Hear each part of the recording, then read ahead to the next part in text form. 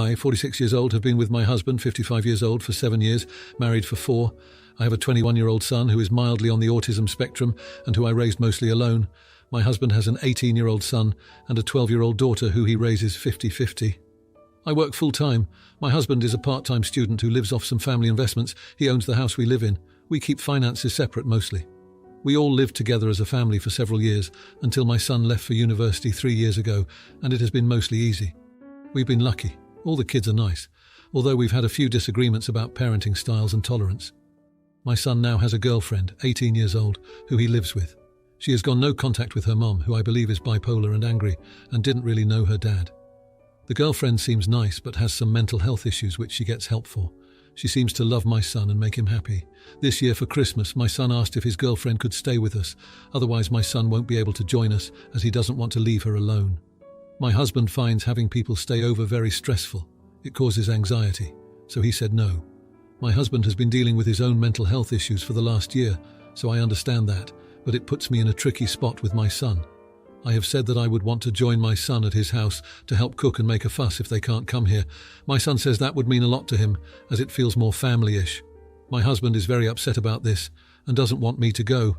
I tried to offer a compromise to my son of paying for an Airbnb for them nearby to sleep at while spending Christmas Day with us, but he says the girlfriend feels unwelcome and awkward now.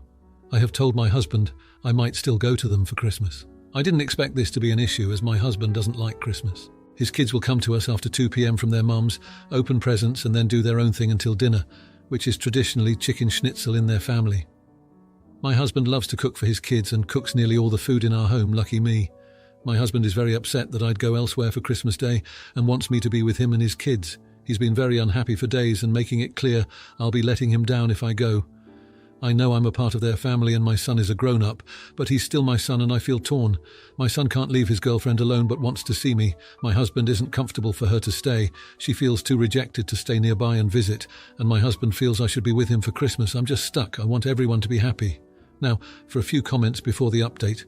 Comment 1. Thank you so much to everyone who has spent the time to comment. I've been feeling a bit lost and was beginning to feel I couldn't do anything right here. Your comments have helped me feel more comfortable with my Xmas Choice X. Comment 2. Not the idiot. It's normal that when a couple moves in together, they would stay together and your husband is basically pushing them away. Go be with your son. Comment 3. Your husband gets to choose 1. Son and GF at his home, or 2. You at son's place. He can't put himself first in every scenario. Not the idiot now for the update. After some serious thinking, I decided that I needed to prioritize my son's needs and his first serious relationship. I reached out to my husband to have a heart-to-heart, hoping we could find a compromise. Well, turns out life had its own plans to throw into the mix. Last Tuesday, I got a call from my son, all excited, saying his girlfriend's parents had invited us all to spend Christmas at their cabin. A beautiful, neutral ground where no one would have to play host, and it sounded perfect. I thought this was the universe handing us a solution on a silver platter. I was wrong. When I brought it up to my husband, he exploded. He said I was choosing my son over him and his kids, and if I went, it would be over between us. I was devastated.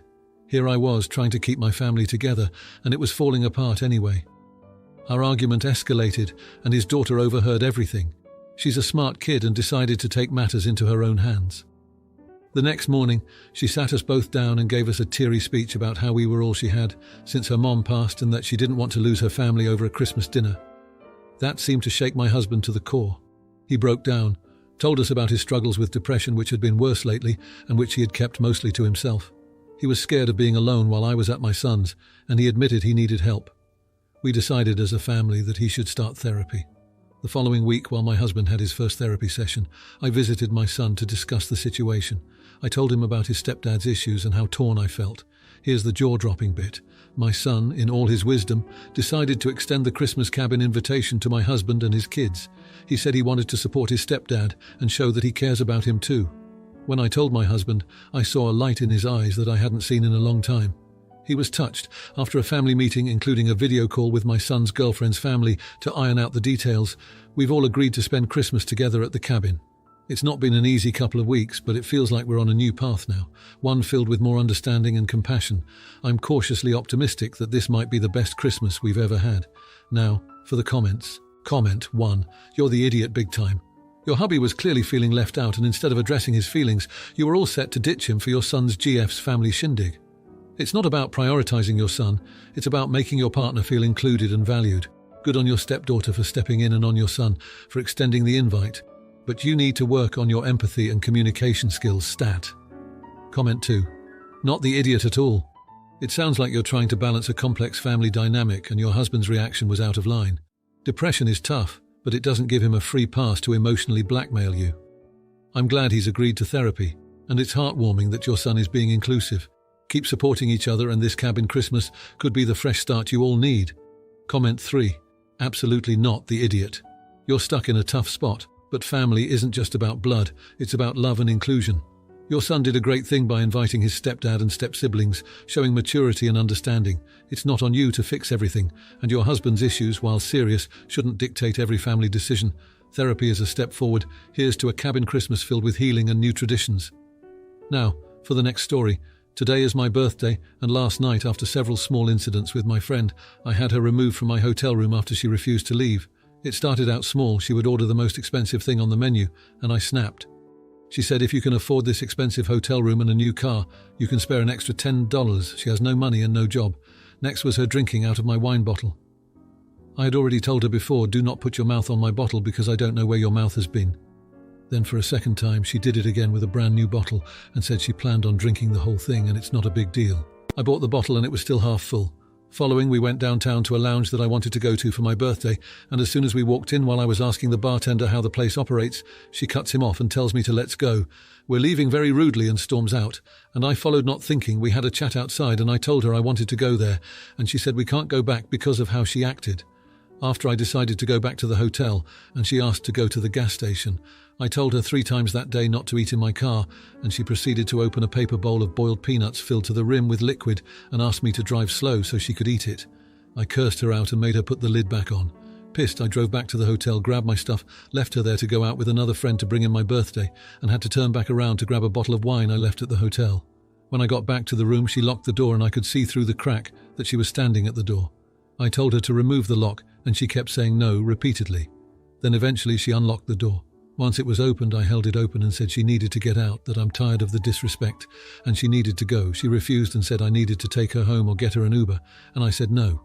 I threatened to call the police, and then she picked up the hotel phone and asked them to call for her. Security came up and I told them, my name is on the room and I want her out, so they removed her. Based on what she said, am I the a-hole for not taking her home knowing she has no car, money, service phone, many people to help her? With that being said, am I the idiot? Now, for a few comments before the update. Comment 1. Not the idiot, and from her behaviour that is the reason she doesn't have many people to help her. I hope you cut that user off. All she is after is what she can get out of you. Comment 2. Not the idiot, it sounds like your friend is suffering from mental health concerns. She needs help, but you are not Tay. Comment 3. Gee, I wonder why she doesn't have many people to help her. Not the idiot. Now, for the update. I thought getting my friend removed from the hotel room by security was the end of it, but oh boy was I wrong. After the incident, I thought going no contact was the best course of action.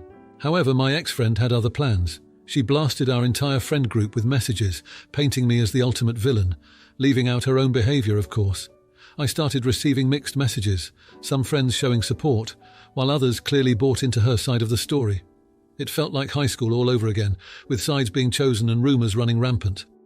I thought I could shake it off until I received a letter from a lawyer. Yep, you read that right. A lawyer.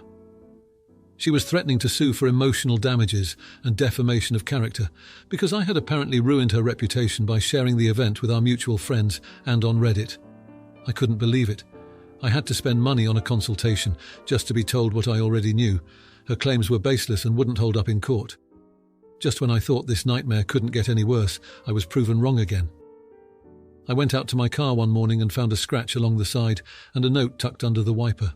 It was a half-hearted apology from her, admitting she'd done it in a moment of anger but still blaming me for pushing her to the edge. Now I was dealing with property damage on top of everything else. However, the universe must have decided I had enough because the tide started to turn. Some of our mutual friends reached out, having heard about the car incident, and suddenly her narrative started to crumble. They started to see her behaviour for what it was, destructive and manipulative. Slowly but surely, many of them began to reach out to me, offering apologies and support. The final twist. Yesterday I got a call from her mother. It turns out my ex-friend had a history of lashing out like this, and her family was at their wits' end. Her mum was genuinely apologetic, explaining that her daughter was going through some serious personal issues and they were planning an intervention.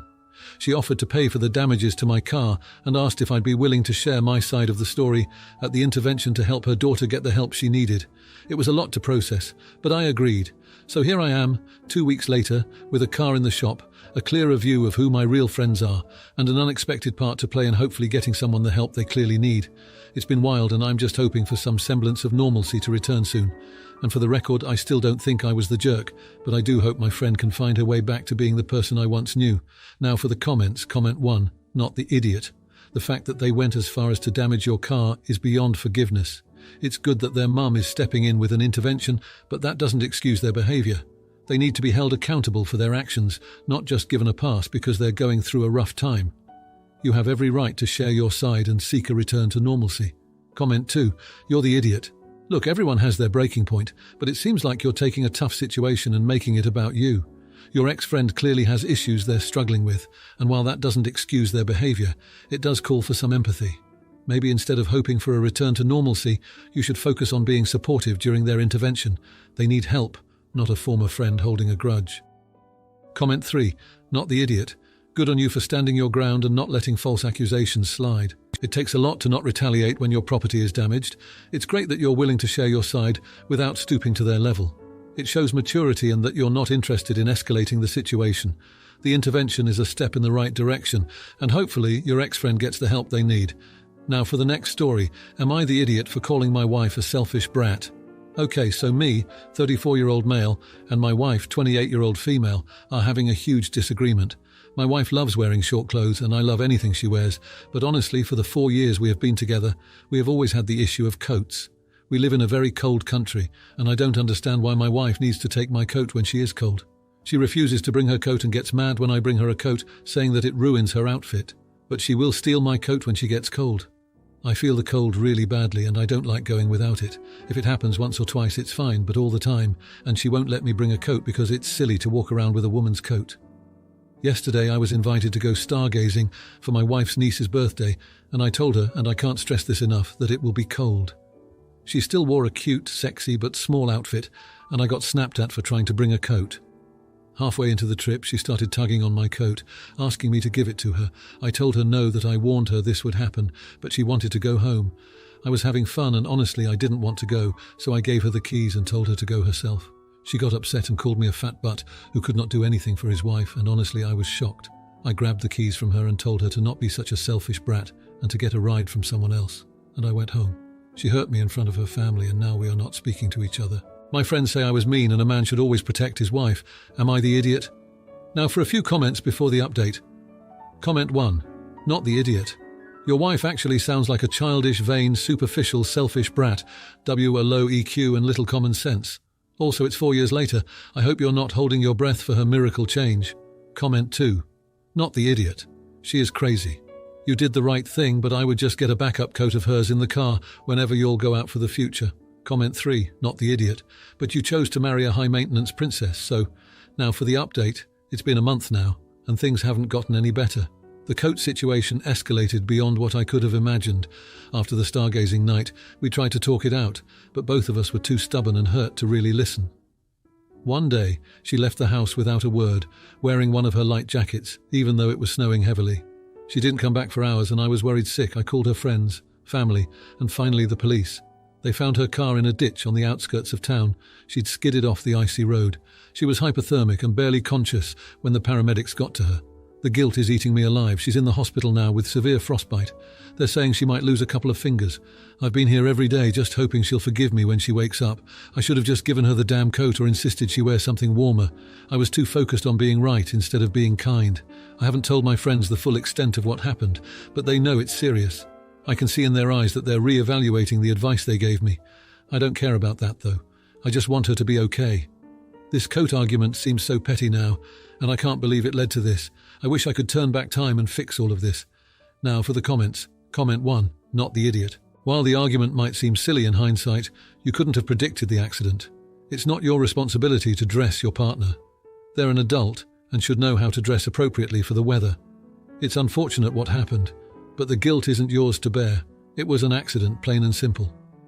Comment 2. You're the idiot. I get that arguments happen, but when it comes to the health and safety of your loved ones, you've got to put pettiness aside. It doesn't matter who was right about the coat. What matters is that your partner was in danger and you let a silly argument prevent you from making sure they were safe. Hope you can learn from this and prioritize what's truly important. Comment 3. Not the idiot. It's really easy for people to say you should have done this or that after something goes wrong. But the truth is, we all have arguments and we can't live our lives constantly worrying about the worst case scenario. You're there for them now and that's what counts. Don't beat yourself up over something you had no control over. If you liked this video, you'll probably like these too. Also, while you're here, please consider subscribing. It's your support that keeps this channel alive and allows me to make better and longer videos. Have a great day.